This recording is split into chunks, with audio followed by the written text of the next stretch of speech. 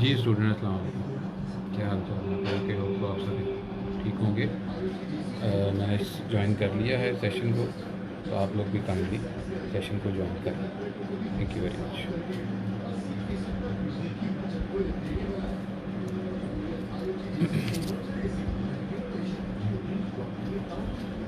बिल्कुल बेटा, इधर आ जाओ। जी स्टूडेंट्स, काइंडली ज्वाइन कर लें। Thank you very much. यार टीवी बंद।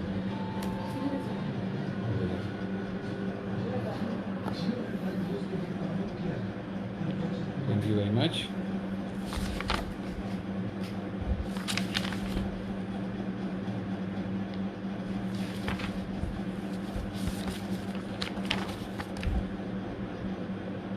जी स्टूडेंट्स, काइंडली ज्वाइन कर लें। 20 स्टूडेंट्स ने ज्वाइन कर लिए। काइंडली जो ज्वाइन कर लें वो अटेंडेंस पे लगा लें।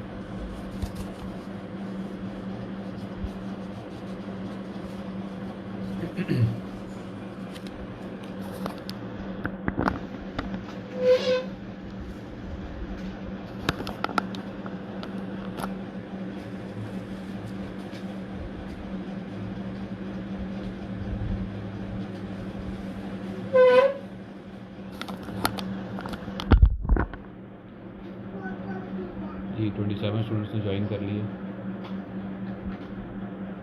आइसक्रीम खा रही है, आइसक्रीम दी थी मैंने इसको, आइसक्रीम खा रही है। जाओ बेटा, मामा बुला रही है। 28 स्टूडेंट्स ने ज्वाइन कर लिए। जी जल्दी जल्दी आप लोग ज्वाइन कर लें ताकि हम लोग शुरू कर सकें। बेटा मुझे ना दो, आप जाके मामा को दो ना, मामा को दो मेरा बेटा।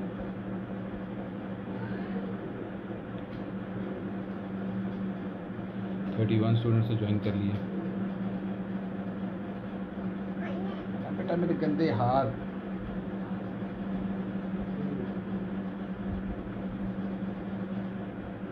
उधर जाओ, लेके जाओ उधर। 36 स्टूडेंट्स ने ज्वाइन कर लिए।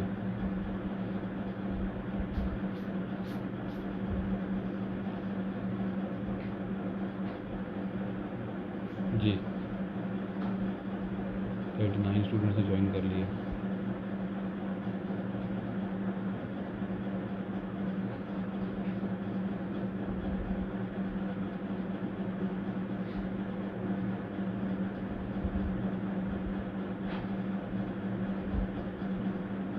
जी 40 स्टूडेंट्स ज्वाइन कर लिया। हम लोग शुरू करते हैं। बेटा जी, हम लोगों ने लास्ट लेक्चर में जो कि आपका थर्सडे को हुआ था, उसमें हम लोगों ने नया चैप्टर शुरू किया था जो स्टीराइल प्रेपरेशन का चैप्टर था। और उस चैप्टर के अंदर हम लोगों ने एक जनरल सा स्टीराइल प्रेपरेशन के बारे में इंट्रोडक्शन डिस्कस किया था। आप लोगों को मेरी आवाज़ आ रही है ना सब? जी, अगर आप मेरी आवाज़ आ रही है तो काइंडली मुझे बताइएगा। तो हमने वो शुरू किया था और उसके बाद हम लोगों ने कुछ फॉर्मुलेशन प्रिंसिपल्स जो हैं वो डिस्कस किए थे। और वो फॉर्मुलेशन प्रिंसिपल्स जो हैं वो हम लोग दोबारा शुरू करते हैं। लास्ट लेक्चर में हमने व्हीकल्स जो हैं वो कंप्लीट किया था और व्हीकल्स के बाद हम लोगों ने कुछ एडिड सब्सटेंसेस जो हैं वो डिस्कस किए थे। तो उन्हीं एडिड सब्सटेंसेस के अंदर आज जो चीज़ हम लोग डिस्कस करेंगे वो है anti microbial agents. Anti microbial agents जो हैं जनरली जहाँ तक पारेंटल्स की बात है तो जनरली जो यूएसपी रेगुलेशंस कहती हैं वो ये कहती हैं कि आप यूनिट डोज कंटेनर जो है वो ज़्यादा यूनिट डोज डोजेज फॉर्म जो है वो ज़्यादा प्रोड्यूस करें।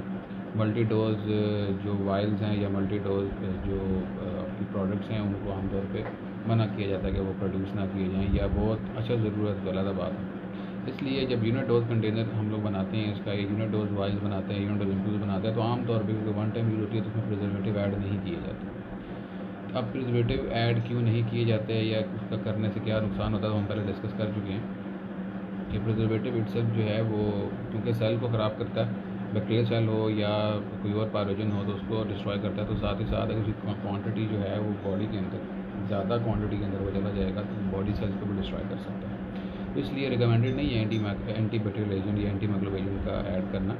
बट क्योंकि कुछ हमें मल्टी डोज कंटेनर्स जो हैं वो बनाने पड़ते हैं तो उसके अंदर पे यूएसपी रिकमेंड करती है कि ठीक है जी, अगर आप मल्टी डोज वाइल्स बना रहे हैं तो उस केस में आप प्रिजर्वेटिव ऐड कर सकते हैं।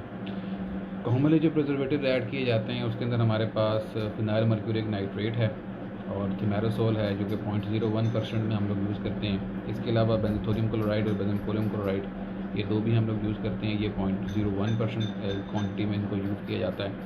इसके अलावा फिनाइल, फिनोल एंड कैरिसोल, ये भी हम लोग यूज़ करते हैं 0.5% में। और क्लोरोब्यूटानॉल जो है 0.5% में, इसको भी हम लोग यूज़ करते हैं। जी बेटा आप देखिएगा, अब आएगी आपको आवाज़ फजीला। तो इन सारे एजेंट्स को हम लोग जो हैं वो यूज़ करते हैं। मोस्टली जो फार्मास्यूटिकल प्रोडक्ट्स के अंदर हम लोग यूज़ कर रहे हैं। जी अब आप लोगों को आवाज़ आएगी। मोस्टली जो हम लोग यूज़ करते हैं फार्मास्यूटिकल इंडस्ट्री के अंदर, उसमें फिनाइल मर्क्यूरिक नाइट्रेट है और 0.002% जो है वो हम लोग यूज़ करते हैं। और ये 0.002%, इसके अलावा जो मिथाइल हाइड्रोक्सी पैराहाइड्रोक्सी बेंजोएट है, ये 0.18% हम लोग यूज़ करते हैं। और इसको आमतौर पे हम लोग कंबाइन करते हैं विद प्रोपाइल पैराहाइड्रोक्सी बेंजोएट।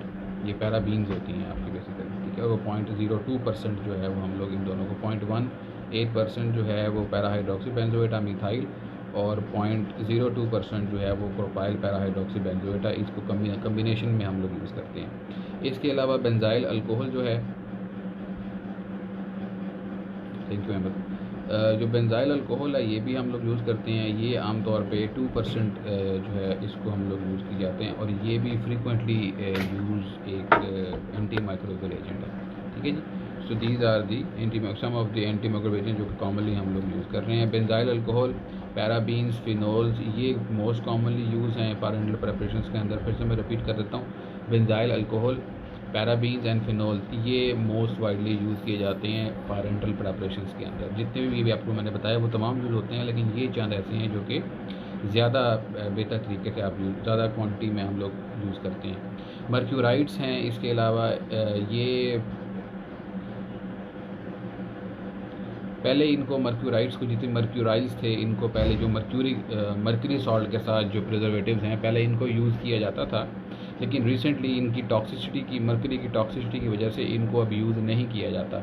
ऑलिजिनस प्रेपरेशंस अगर हैं तो उसके अंदर कॉमनली एंटी माइक्रोबियल एजेंट को यूज़ नहीं किया जाता। Hexyl resorcinol, phenyl mercuric benzoate, इनको भी यूज़ करते हैं। ये मॉडरेटली बैक्टीरियोसाइडल है। इसमें जो हेक्साइल रिसोर्सिनोल है ये 0.5% की क्वांटिटी में यूज़ होता है, वेराज जो फिनाइल मर्क्यूरिक बेंजोएट है ये 0.1% की क्वांटिटी में यूज़ होता है, ठीक है। Compatibility of preservative should be studied with the formula, ये बहुत ज़रूरी है। जो भी आप लोगों ने प्रिजर्वेटिव यूज़ करना है, ज़रूरी ये है कि उसको आप लोग चेक कर लें कि वो आपका जो फॉर्मूलेशन है उसके साथ कंपैटिबल है या नहीं है। इसके अलावा ये तो हो सकता है कि जो प्रिजर्वेटिव आप लोगों ने सेलेक्ट किया है वो प्रिजर्वेटिव है तो वर्किंग में तो बहुत अच्छा है, लेकिन आपकी प्रेपरेशन के अंदर वो प्रॉपरली वर्क नहीं कर रहा। तो अगर ऐसा कुछ होगा कि वो तो आपकी प्रेपरेशन को अगर वो ख़राब करता है या उसकी शेल्फ लाइफ तक पूरा उसके अंदर काम नहीं करता है या किसी वजह से कोई इंट्रैक्शन शो करता है तो वो भी ठीक नहीं होगा। Binding and inactivation of esters of para hydroxy benzoic acid by macromolecules such as polysorbate 80। अगर आपकी प्रेपरेशन में आपने पॉलीसॉर्बेट 80 को यूज़ किया है एज अ सर्फेक्टेंट, और दूसरी तरफ आप जो प्रिजर्वेटिव यूज़ कर रहे हैं वो पैरा हाइड्रोक्सी बेंजोइक एसिड आप यूज़ कर रहे हैं, तो ये आम तौर पे उसके साथ जो पैरा हाइड्रोक्सी बेंजोइक एसिड है और जो पॉलीसॉर्बेट 80 है ये आपस में मिल के एक कॉम्प्लेक्स बना देते हैं जो इनएक्टिवेट कॉम्प्लेक्स होता है। तो इस वजह से जो आपका प्रिजर्वेटिव होगा वो अपना इफेक्ट छोड़ देगा, ठीक है। इसके अलावा reduction of phenyl mercuric nitrate by sulphide residue in the rubber closure. एक और प्रॉब्लम ये आता है कि आपको पता है कि वायल के ऊपर जो क्लोयर होता है वो रबर क्लोयर होता है, ये हम लोग पहले पैकेजिंग के चैप्टर में पढ़ चुके हैं। तो उस रबर के अंदर सल्फर सल्फाइड ग्रुप भी होता है, सल्फाइड भी होता है। अब जो सल्फाइड रबर के अंदर होता है ये आम तौर पे अगर आप ऐसा प्रिजर्वेटिव यूज़ कर रहे हैं जो फिनाइल मर्क्यूरिक नाइट्रेट की कैटेगरी है या फिनाइल मर्क्यूरिक नाइट्रेट ही है, तो उसकी रिडक्शन करवा देगा ये सल्फाइड, ठीक है। तो ऐसे प्रोडक्ट के अंदर जहाँ पे आपने वायल में ऊपर रबर स्टॉपर लगाना हो वहाँ पे फिर फिनाइल मर्क्यूरिक नाइट्रेट या इसका कोई मिलता जुलता प्रिजर्वेटिव आप यूज़ नहीं करेंगे। Protein pharmaceuticals due to large cost and frequency of use are prepared to be use in multiple formulations. Insulin है, ठीक है, इसके अलावा इंटरफेरॉन्स हैं, वैक्सीन्स हैं। ये क्योंकि महंगी प्रेपरेशंस हैं, पहले क्वेश्चन भी एक दफ़ा आया था कि जी मल्टी डोज इंसुलिन अवेलेबल होती ही नहीं होती। बेटा मैंने भी आपको बताया था कि अवेलेबल तो होती हैं, लेकिन आम तौर पे कोशिश ये की जाती है कि यूनिट डोज में महंगी आती है इसकी, और यहाँ पे अवेलेबल भी कम है, मल्टीपल डोज भी अवेलेबल होती है। तो ये आपका आंसर आ गया कि जो प्रोटीन फार्मास्यूटिकल्स हैं इंजेक्टेबल की फॉर्म में, इनको हम लोग बिल्कुल बनाते हैं मल्टीपल डोज में। रीज़न ये होता है कि ये एक्सपेंसिव होते हैं। तो उस केस के अंदर are prefer to be use in multiple formulation but certain agents are reactive with anti microbial preservatives. इसमें आमतौर पे जो एग्जांपल्स है उसमें टिश्यू प्लाज्मिनोजन एक्टिवेटर है, सारग्रामोस्टिन्स हैं, इंटरल्यूकिन्स हैं। ये जितनी भी प्रेपरेशंस हैं ये मल्टीपल डोज के अंदर आती हैं। लेकिन अगर इन प्रेपरेशन में से कोई ऐसी प्रेपरेशन होगी जो रिएक्टिव होगी विद द फार्मुलेशन या विद द प्रिजर्वेटिव, तो फिर उसको यूनिट डोजेज फॉर्म के अंदर भी बनाया जाएगा। Single dose container don't have anti microbial agent, मैं पहले आपको बता चुका हूँ। ICH CPMP गाइडलाइंस जो हैं, इंटरनेशनल कॉन्फ्रेंस ऑफ हार्मोनाइजेशन है ICH। CPMP जो है वो committee for proprietary medicinal product है। Such preparation must be use immediately within 3 hours।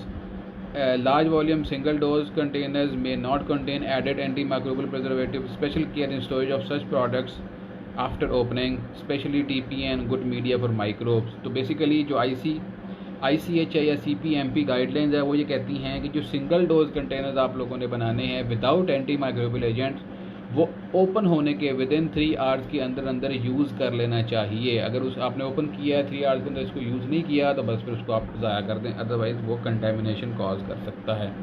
Large volume जो पैरेंटल्स हैं लेकिन सिंगल डोज हैं, उसके अंदर भी जो ड्रिप्स है, अगर सिंगल डोज ड्रिप है आपके पास तो उसके अंदर भी प्रिजर्वेटिव डालने की ज़रूरत नहीं है। हाँ, यहाँ पे TPN का जिक्र आया, टोटल पैरेंटल न्यूट्रिशन, हम क्लास में थोड़ी सी इस पर डिस्कशन भी कर चुके हैं। TPN जो हमारे पास होता है इसके अंदर हम लोग पेशेंट को ये डिलीवर करते हैं, ऐसे पेशेंट को जो बेड रिडन होते हैं या जो कोमा के अंदर होते हैं या जो प्रॉपर न्यूट्रिशन नहीं ले सकते, उनको फिर थ्रू TPN इलेक्ट्रोलाइट्स और न्यूट्रिएंट्स को बॉडी में ऐड किया जाता है। ये TPN जो बॉडी के अंदर ऐड किए जाते हैं इलेक्ट्रोलाइट्स की फॉर्म में, इनको ये क्योंकि इसमें बहुत सारे न्यूट्रिएंट्स होते हैं, बहुत सारे और मीडियाज होते हैं, तो ये बेस्ट मीडियम होता है for the growth of microbes. तो इनके लिए स्पेशल केयर रखनी चाहिए कि आप इनको बचाएं माइक्रोब से, और ऐसे इन्वायरमेंट प्रिपेयर करें जो स्टीराइल हो, और जब इसको एक दफ़ा ओपन किया जाए तो साथ ही बॉडी के अंदर इंजेक्ट कर दिया जाए, रादर इसको ओपन करके रखा जाए। ये थे आपके एंटी माइक्रोबियल प्रिजर्वेटिव्स। इसके अलावा हमारे पास जो है कुछ बफर्स जो हैं वो भी हम लोग ऐड करते हैं। एक और जो फॉर्मुलेशन इंग्रेडिएंट है वो बफर्स हैं। Low buffering capacity so that not disturb the physiological buffering capacity, citrates, acetates और फॉस्फेट्स। जितने भी सिट्रेट्स हैं, जितने भी एसीटेट्स हैं और जितने भी फॉस्फेट्स हैं, ये सारे के सारे बफर्स होते हैं। बफर्स हम लोग ऐड करते हैं अपनी प्रेपरेशन के अंदर कि उसकी pH ऑल्टर ना हो। pH हम लोग किसी ख़ास pH के ऊपर अपनी प्रेपरेशन बनाते हैं। अगर उस ख़ास pH पे प्रेपरेशन बॉडी के अंदर इंजेक्ट होगी तो वो कम से कम इरिटेशन कॉज करेगी। अगर उसकी pH या टॉनिसिटी जो है वो बदल जाती है, पहले pH चेंज होती है फिर टॉनिसिटी चेंज होती है, या पहले टॉनिसिटी चेंज होती है फिर pH भी चेंज होती है, ये वाइस वर्सा दोनों चीज़ें। तो अगर ये दोनों चीज़ें चेंज हो जाएंगी तो फॉर्मुलेशन जो है फिर वो अल्टीमेटली वो प्रॉब्लम कॉज कर सकती है, वो बॉडी के अंदर इरिटेशन कॉज कर सकती है। तो इसलिए लो कंसनट्रेशन में लो बफरिंग कैपेसिटी वाले बफर्स जो हैं, जिसमें सिट्रेट हैं, एसीटेट्स हैं और फॉस्फेट्स हैं, वो हम लोग ऐड करते हैं। इसके अलावा एंटीऑक्सीडेंट्स भी हम लोग ऐड करते हैं अपने प्रेपरेशन के अंदर। इन एंटीऑक्सीडेंट्स के अंदर सोडियम सल्फाइड है, सल्फ्यूरस एसिड सॉल्ट्स हैं, ये कॉमनली यूज़ करते हैं। सोडियम बाइसल्फाइड और सल्फ्यूरस एसिड, इनको हम लोग कॉमनली यूज़ करते हैं। इसके अलावा एस्कॉर्बिक एसिड को हम लोग कॉमनली यूज़ करते हैं। इसके अलावा EDTA ethyl diamine tetraacetic acid को भी हम लोग यूज़ करते हैं। ये भी increase the activity of antioxidant by chelating metallic ions that would otherwise catalyse the oxidation reaction. तो समटाइम EDTA, बेसिकली तो EDTA जो है वो एंटीऑक्सीडेंट नहीं है, लेकिन इसको एक्सीडेंट के साथ हम लोग ऐड कर देते हैं। ये क्या करता है कि ऐसे सब्सटेंसेस जो एंटीऑक्सीडेंट के साथ मिलके चिलेट्स बना देते हैं और एंटीऑक्सीडेंट्स को यूज़ करवा देते हैं, उनके साथ ये मिलकर चिलेट बनाता है और एंटीऑक्सीडेंट जो है वो फ्री रहता है प्रिपरेशन के अंदर लॉन्ग टाइम इफेक्ट देने के लिए। इसके अलावा कुछ हमारे पास और चीज़ें हैं जिसमें टॉनिसिटी एजेंट्स हैं, हम पहले भी डिस्कस कर चुके हैं। टॉनिसिटी बहुत ज़रूरी है। अगर आपका प्रोडक्ट जो है वो आइसोटोनिक नहीं होगा तो फिर वो इरिटेशन कॉज करेगा, और इरिटेशन से ज़्यादा वो इंसुलिनेशन कॉज कर सकता है, वो bursting of the cell cause कर सकता है, डिपेंडिंग अपॉन वो हाइपर है या हाइपो है कंसनट्रेशन में। सो इसके लिए मोनो या डाइसैकराइड्स जो हैं ये हम लोग यूज़ करते हैं। मोनोसैकराइड या डाइसैकराइड्स ये हम लोग यूज़ करते हैं इसकी टॉनिसिटी को मॉडिफाई करने के लिए। इसके अलावा आप लोगों को पता है कि सोडियम क्लोराइड हम लोग यूज़ करते हैं 0.9% बोरिक एसिड का मैंने आपको बताया था, और जो ग्लूकोज है 5% वो मैंने आपको बताया था। ठीक है, तो ये सारी चीज़ें जो हैं ये हम लोग यूज़ करते हैं अपनी प्रेपरेशंस के अंदर। इसके अलावा पहले जिक्र हुआ था क्रायो प्रोटेक्टेंट्स का और लाया प्रोटेक्टेंट्स का। तो क्रायो प्रोटेक्टेंट्स और लाया प्रोटेक्टेंट्स वो इंग्रेडिएंट्स होते हैं जो फ्रीजिंग और ड्राइंग से आपके प्रोडक्ट को बचाते हैं। क्रायो प्रोटेक्टेंट्स जो हैं ये फ्रीजिंग से बचाते हैं। अगर आपने अपना प्रोडक्ट जो है आमतौर पे हम लोग फ्रिज में तो नहीं रखते उसको, लेकिन जिस जगह पे प्रोडक्ट यूज़ हो रहा है वहाँ पर टेम्परेचर जो है वो 0 से कम है और कोई एक्सपोजर आ गया है ड्यूरिंग ट्रांसपोर्टेशन या ड्यूरिंग यूज़ से पहले एक्सपोजर आ गया ऐसा कि आपका प्रोडक्ट जो है वो फ्रीज होने की तरफ जा रहा है, तो फ्रीजिंग तो प्रोडक्ट को ख़राब कर देती है। तो ऐसे इंग्रेडिएंट जो प्रोडक्ट को फ्रीज होने से बचाते हैं वो क्रायो प्रोटेक्टेंट्स कहलाते हैं। फिर दूसरा लाया प्रोटेक्टेंट्स है। मैंने आपको बताया था कि पारेंटल के अंदर, पहले लेक्चर के अंदर, कि पारेंटल में सबसे जो एक्सपेंसिव प्रोसीजर होता है वो लायोफिलाइजेशन होता है, और लायोफिलाइजेशन में आपको पता है इसको फ्रीज ड्राइंग भी कहते हैं। ठीक है, तो फ्रीज ड्राइंग या ड्राइंग ऑफ द प्रोडक्ट को अगर आप जो प्रोडक्ट को ड्राई करेंगे तो देयर आर चांसेस कि उसके अंदर से लिक्विड जब निकलेगा तो डीनेचुरेशन ऑफ द प्रोडक्ट हो जाए। तो उस डीनेचुरेशन से बचने के लिए हम लोग फिर लाया प्रोटेक्टेंट्स जो हैं वो ऐड करते हैं, और ये लाया प्रोटेक्टेंट्स जो हैं ये फिर आपके प्रोडक्ट को ड्राइंग में डीनेचर होने से बचाते हैं। इसकी एग्जांपल है हमारे पास शुगर सुक्रोज जो है, या ट्राईहेलोज सुक्रोज, अमाइनो एसिड जिसमें ग्लाइसिन है, लाइसिन है, पॉलीमर जिसमें लिक्विड प्रोपाइलिन ग्लाइकोल है, डेक्स्ट्रैन है, पॉली अल्कोहल में मैनिटॉल है, सॉर्बिटॉल है। ये सारे प्रोडक्ट्स जो हैं ये आपको क्रायो प्रोटेक्टेंट और लाया प्रोटेक्टेंट इफेक्ट्स देते हैं। ठीक है जी, तो ये यहाँ तक हमारे पास जो है ये जो एक्सिपिएंट स्ट्रीट, हाँ जी, यहाँ तक हमारे पास जो फार्मूलेशन इंग्रेडिएंट्स थे वो कंप्लीट हो गए हैं इस चैप्टर के। नेक्स्ट हम लोग जो हैं जो हमारे पास अगला टॉपिक है इस चैप्टर का वो है प्रोडक्शन फैसिलिटी।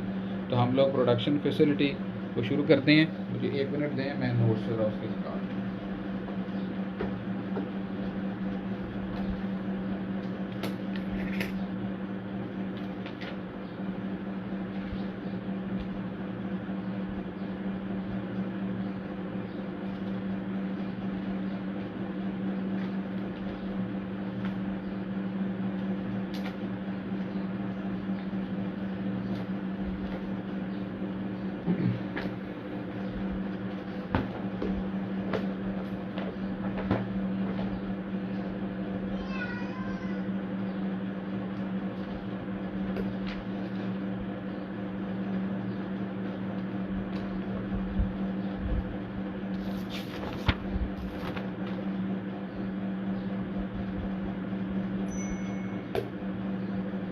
स्टूडेंट्स और दोबारा शुरू करते हैं। माज़रत मैं अभी पहले निकाल सका था।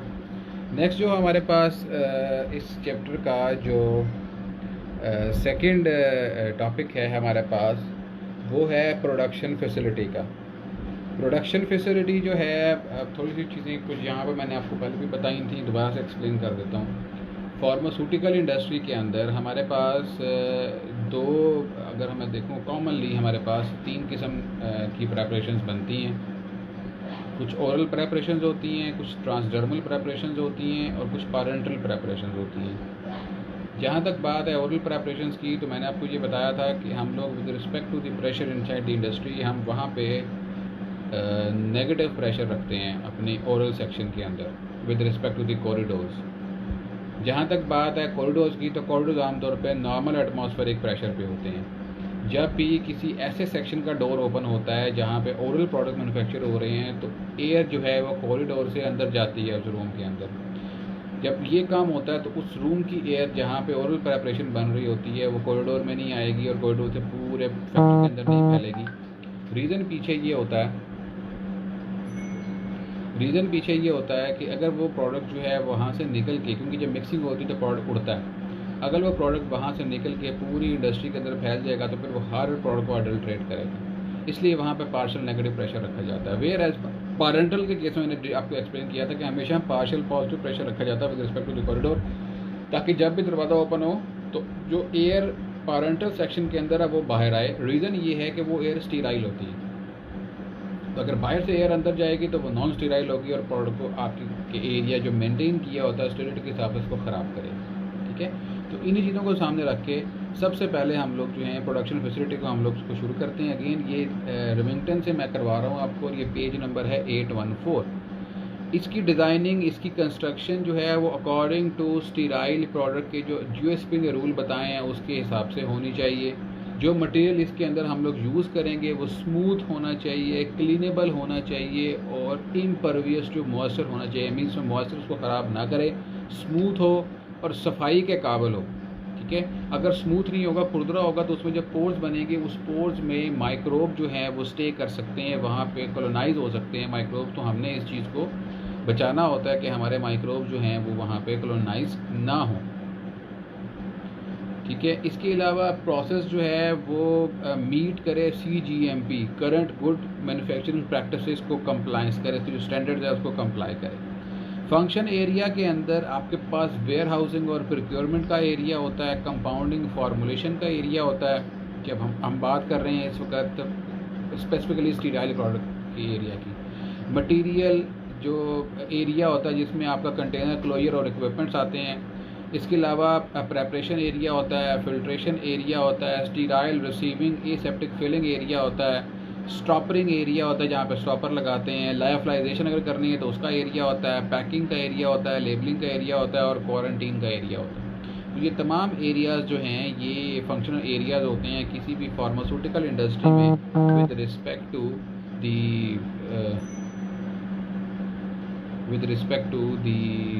में से प्रोडक्ट के हवाले से, स्टाइल प्रोडक्ट के हवाले से। एक चीज़ यहाँ पे आपको जब रेमोटर में आप लोग जाएंगे तो वहाँ पे आपको एक इसका लेआउट भी आपको मिलेगा, उसको भी देखिएगा ज़रूर कि वो लेआउट जो है वो कैसे बनाया गया है और उसमें किस चीज़ का ख्याल रखा गया है। Extra requirement for sterile products aseptic area the design to provide an environment where a sterile product is exposed to the environment for a brief period of time। इसकी कंस्ट्रक्शन का डिज़ाइन ऐसे होता है कि आपको ये पता होता है कि आपने एक स्टीराइल प्रोडक्ट को जब पैक करना है या उसको फिल करना है तो स्मॉल ड्यूरेशन ऑफ टाइम के लिए आपको उस प्रोडक्ट को जो कि स्टीराइल है आपको इन्वायरमेंट में एक्सपोज करना है। तो अगर आपकी इन्वायरमेंट स्टीराइल नहीं होगी तो डेफिनेटली वो प्रोडक्ट भी स्टीराइल नहीं रहेगा। तो आपको इन्वायरमेंट ऐसे डिवाइस कर डिज़ाइन करनी होती है कि आपकी इन्वायरमेंट जो है वो स्टीराइल रहे। The design and control of the aseptic area is directed towards reducing the presence of contamination. ये मैं आपको बता के ऐसे बनाई जाती है कि कंटामिनेशन वहाँ पे ना हो। बैरियर्स जो हैं वो वहाँ पे होते हैं, इन बैरियर्स को जो कि कंटामिनेशन को बचाते हैं। इसके अंदर इन बैरियर्स में हमारे पास बफर्स हैं, सील्ड वॉल्स हैं, मैनुअल और ऑटोमेटिक डोर्स हैं, एयर लॉक्स, बफर्स मैंने बताया था, एयर लॉक्स हैं, पास थ्रू विंडोज़ होती हैं और इसके अलावा प्लास्टिक कर्टन हम लोग यूज़ करते हैं। ये तमाम फीचर जो है या उस एरिया के अंदर यूज़ किए जाते हैं ताकि आपका प्रोडक्ट जो है वो स्टीराइल रहे। जो जनरल फ्लो प्लान है इसका, जिस तरीके से प्रोडक्ट मूव करता है उसके अंदर क्या होता है, components of the parenteral from warehouse after release to the compounding area. आपने जब मैन्युफैक्चरिंग करनी है तो सबसे पहले आपके जो प्रोडक्ट्स पड़े, जो रॉ मटेरियल पड़ा होता है वो पड़ा होता है आपका वेयर हाउस के अंदर। तो वेयर हाउस से उस मटेरियल को रिलीज़ किया जाता है कंपाउंडिंग एरिया के अंदर और to the material support area. अब हमारे पास किस किस किस्म के कौन कौन सा सामान होता है। फॉर एग्ज़ाम्पल अगर पैरेंटर एम्प्यूल बना रहे हैं तो एक तो प्रोडक्ट के लिए रॉ मटेरियल है जितना भी आपके पास, उसमें वाटर है, उसके अंदर मतलब व्हीकल है, उसके अंदर कोई बेसिस हैं, उसके अंदर कोई एक्टिव है, उसके अंदर और जितनी फॉर्मेशन हमने पढ़ी है वो सारी चीज़ें। नंबर 1। नंबर 2, उसके अंदर एम्प्यूल है जो आपने फिल करना है। एम्प्यूल के साथ उसका पैकेजिंग का सारा सामान है जिसके अंदर आपकी आउटर कार्टन आता है, लेबल तो इसके ऊपर प्रिंटेड हुआ होता है बल्कि आउटर कार्टन आता है, लीफलेट आता है और 100 चीज़ें आती हैं। समटाइम वो ब्रेक करने के लिए वो छोटा सा एक कैप सा होता है जो लगा के आप ब्रेक करते हैं एम्प्यूल को। तो ये सारी चीज़ें जो हैं इसमें से वो जो कंपाउंडिंग जिनकी होनी है रॉ मटेरियल वो कंपाउंडिंग एरिया में चला जाएगा, और जो मटेरियल इसके अलावा है वो मटेरियल सपोर्ट एरिया के अंदर चला जाएगा फॉर कंटेनर्स और इक्विपमेंट जो उसके अंदर ऐड करने हैं। After proper process in this area component flow into this the security of aseptic. अब ये जो कंपाउंडिंग एरिया है, मैंने आपको पहले भी बताया था कि हम जो भी मटेरियल पारेंटल में यूज़ करते हैं वो सारा स्टीराइल होता है, लेकिन वो कंटेनर तो रॉ मटेरियल में पड़ा हुआ था ओपन ही, तो कंटेनर स्टीराइल नहीं होगा, उसके अंदर प्रोडक्ट स्टीराइल होगा। तो आप जब कंपाउंडिंग एरिया में उसको लेके आते हैं तो कंपाउंडिंग एरिया के अंदर उसकी मॉपिंग की जाती है, उसको स्टीराइल किया जाता है IPA के साथ। स्टीराइल करने के बाद फिर पास थ्रू विंडो से, एयर क्लॉक से, एयर कर्टन से फिर उसको स्टीराइल एरिया के अंदर भेजा जाता है ताकि वो साफ़ होकर वहाँ जाए। सेम इज़ द केस जहाँ तक बात है आपके कंटेनर्स या एम्प्यूल्स की, तो एम्प्यूल्स की वॉशिंग होती है। एम्प्यूल को प्रॉपर वे में पहले वॉश किया जाता है। वॉश करने के बाद लास्ट में उसी पानी से, जिस पानी से उसको फिल करना होता है, distil water, double distilled, RO water, sterile water से रिंस किया जाता है। रिंस करने के बाद इंडस्ट्री के अंदर 2 वे ड्रायर होता है या 2 वे ऑटोक्लेव होता है, 2 डोर ड्रायर या ऑटोक्लेव होता है। आमतौर पे उन एम्प्यूल्स को एक साइड से जो वॉशिंग एरिया होता है जो कि स्टीराइल नहीं होता, वहाँ से एक डोर, दूसरा डोर क्लोज होता है जो स्टेरो एरिया में ओपन होता है उसका वो क्लोज होता है, और वो साइड ऑटोक्लेव की या ड्रायर की जो है टूवर्ड्स दी क्या कहते हैं आप वॉशिंग एरिया, उसको ओपन करके तमाम एम्प्यूल्स को ओवन के अंदर या ड्रायर के अंदर या ऑटोक्लेव के अंदर रख दिया जाता है और ऑटोक्लेव को चला दिया जाता है सर्टन टाइम, जो भी ऑटोक्लेव के अंदर जिसमें उसकी स्टेबिलिटी मेंटेन हो जाती है। इसके बाद दूसरी साइड से जो साइड स्टीराइल एरिया के अंदर ओपन होती है वो साइड ओपन की जाती है और एम्प्यूल को वहाँ से निकाल लिया जाता है। इस तरीके से स्टीराइल एम्प्यूल जो हैं वॉश होने के बाद आपके स्टीराइल एरिया के अंदर पहुँच जाते हैं। After proper process in this area component flow into the security of the aseptic area, filling of the product. यहाँ पे एक तरफ से आपका प्रोडक्ट आ गया कंपाउंड होके, दूसरी तरफ से आपका पैकेजिंग मटेरियल, आपका एम्प्यूल आ गया। अब इस एरिया में फिलिंग होगी। ये वो एरिया है जहाँ पे आपका प्रोडक्ट फर्स्ट टाइम एक्सपोज होगा एनवायरनमेंट के साथ, इसलिए बहुत ज़्यादा ज़रूरी है कि ये एरिया हाईली स्टीराइल हो और नॉन कंटामिनेटेड हो। After filling product passes into the quarantine. आपको पता है कि सारे प्रोसेस के बाद आपका प्रोडक्ट जो है वो जो फिल हो जाता है, वो सील होता है, एम्प्यूल सील होता है, फिर वो क्वारंटीन में चला जाता है। वहाँ से नेसेसरी एक्शंस के लिए उस पर टेस्टिंग परफॉर्म करने के लिए उसको वहाँ रखा जाता है 14 डेज़ के लिए। प्रोडक्ट को वहाँ से सैंपल विड्रॉ करता है, क्वालिटी कंट्रोल ब्रेक करता है, उसको एक मीडिया के ऊपर प्रोडक्ट को निकालता है, उस मीडिया को इनक्यूबेट करता है ताकि देखा जाए कि कंटामिनेशन तो नहीं हो रही। उसके अंदर कंटामिनेशन अगर होगी तो कॉलोनीज़ बनेंगी। इसके अलावा जब ये आपका प्रोसेस सारा हो जाता है फिर फाइनल स्टेरिलाइजेशन कहते हैं, जिसको टर्मिनल स्टेरिलाइजेशन कहते हैं। इसके बाद हम लोग फिल्ड प्रोडक्ट को रखते हैं ऑटोक्लेव के अंदर और उसको स्टीराइल करते हैं, और उस स्टेरिलिटी को हम लोग टर्मिनल स्टेरिलाइजेशन कहते हैं, जो प्रोडक्ट को मार्केट करने से पहले की जाती है। ठीक है जी। प्रोडक्ट तब तक मार्केट नहीं होता जब तक तमाम टेस्ट जो हैं उसमें कंडक्ट ना हो जाएं, बैच का रिकॉर्ड ना बना लिया जाए और प्रोडक्ट को कंप्लाई विद स्पेसिफिकेशन अगर प्रोडक्ट नहीं है तो तब तक हम उसको मार्केट नहीं करते। ठीक है जी। तो यहाँ तक जो है आज हम इसको ख़त्म कर रहे हैं, यहाँ तक हम आज इसको ख़त्म कर रहे हैं। आ जाएँ, यहाँ तक हम आज इसको ख़त्म कर रहे हैं, तो इंशाल्लाह बाकी हम लोग नेक्स्ट लेक्चर में देखेंगे। तब तक जो है आप लोग कोई क्वेश्चन है तो आप मेरे से कर सकते हैं। ठीक है, कोई क्वेश्चन अगर आप लोगों ने करना है आप मेरे से कर सकते हैं, फिर अदरवाइज़ चलो हाँ सबको हाय कर दो। चलो हाय हो गया, चलो अब जाओ। क्या खा रही हो? चल रहा है माजी।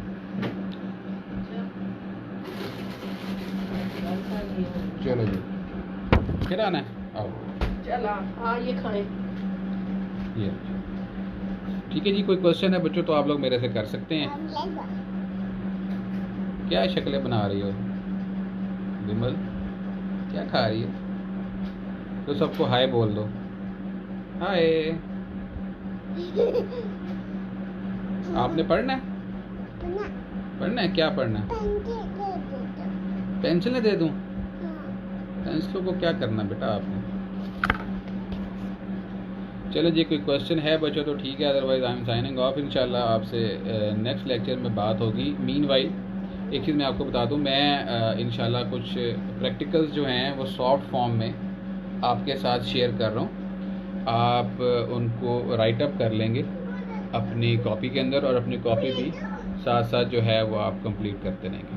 ठीक है जी, वो मैं अभी आपके CRGR के हैंड ओवर कर दूँगा इंशाल्लाह, बाकी ग्रुप में मैं पोस्ट कर दूँगा प्रैक्टिकल्स, और आप उनको राइट अप कर लेंगे। ठीक है, प्रैक्टिकल नंबर भी साथ में मैं मेंशन कर दूँगा। Thank you very much. कोई क्वेश्चन हो तो व्हाट्सएप ग्रुप अवेलेबल है। हाँ, एक चीज़ और काइंडली थोड़ा सा ख्याल रखिएगा, ताहिर साहब की तरफ से ये पैगाम है आपके लिए, और टीचर की तरफ से भी, काइंडली जो ग्रुप्स बनाए गए हैं उसको चिट चैट जोन ना बनाएं।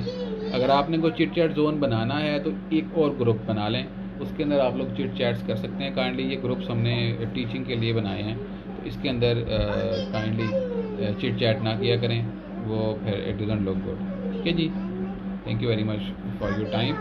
अल्लाह हाफ़िज़।